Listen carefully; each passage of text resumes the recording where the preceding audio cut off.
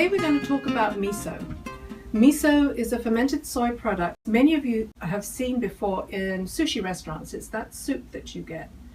Now, it starts off with a paste, and this one is called miso shiro, and it's the lightest of the miso paste because in fact miso comes in many shades and colors. This white miso, or miso shiro, is actually very sweet tasting. It's very light, and it's the one that we use most at Cook for Your Life because of its light taste.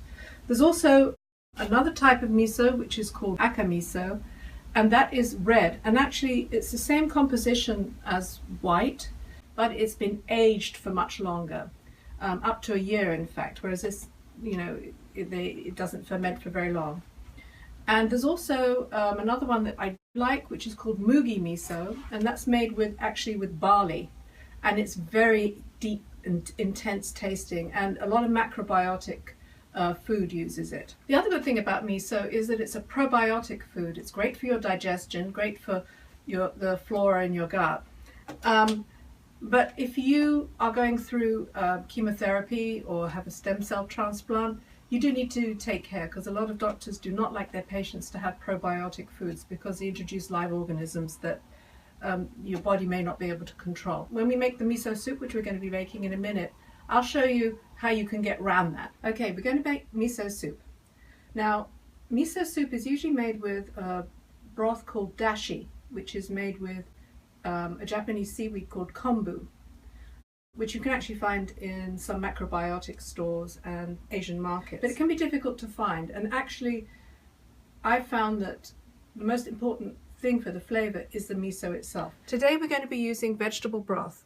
So we just have a little bit of hot vegetable broth here. The thing with miso is that it should never boil.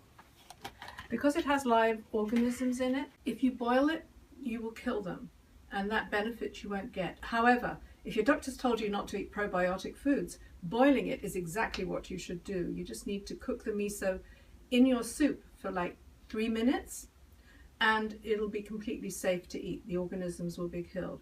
But if that's not your case, then what you're going to need to do is get a tablespoon of miso. Just push it out into a separate bowl.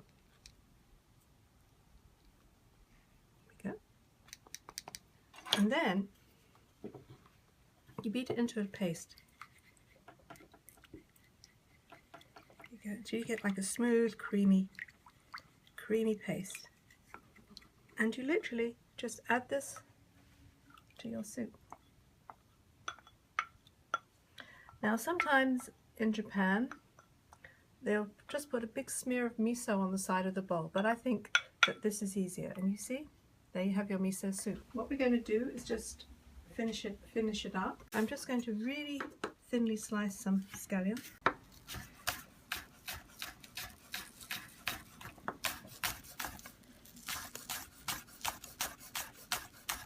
Okay. Right. And then we're just going to pop this on top of the soup. So here you have miso soup. And the thing is, you saw how easy it was to add the miso just to a plain broth. You can do that to other soups to add all the nutrition benefits of miso. If you're making a pumpkin soup, you can add it in because it adds umami and flavor just like a stock does.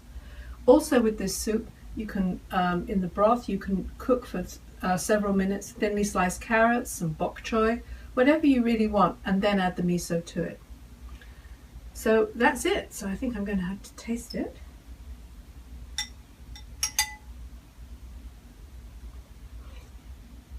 Oh, that is really good. Simple and yummy.